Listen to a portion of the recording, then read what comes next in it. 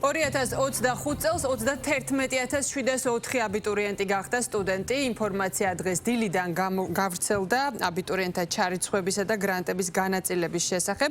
შედეგების ნახვა გამოცდების ეროვნული ცენტრის ვებგვერდზეა შესაძლებელი. შესაბამის ველში აბიტურიენტმა უნდა მიუთითოს პირადი ნომერი და ხუთნიშნა პაროლი.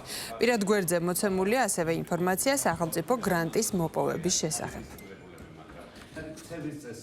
სწავლის უფლების გაგრძელება მოიპოვა 31700-ზე მეტმა, უფრო ზუსტად 31704-მა გამოსაცდელმა და მნიშვნელოვანია, რომ ეს ციფრი გახლავთ სწავლის უფლების მქონე გამოსაცდელების 88%. დაფინანსდა 11600-ზე მეტი აბიტურიენტი, მათ შორის გრანტი მოიპოვა, სახელმწიფო სასწავლო გრანტი მოიპოვა 6500-მა აბიტურიენტმა, აქედან 100%-იანი გრანტი მოიპოვა 1000-ზე მეტმა აბიტურიენტმა. იმისათვის, რომ ისინი ჩაირიცხონ უმაღლეს სასწავლებლებში და მოიპოვონ სტუდენტის სტატუსი, აუცილებელია უმაღლეს საგანმანათლებლო დაწესებულებებს მიმართონ დაუყოვნებლი იმ ვადებში, რაც გამოცხადებული აქვს თითოეულ უმაღლეს სასწავლებელს.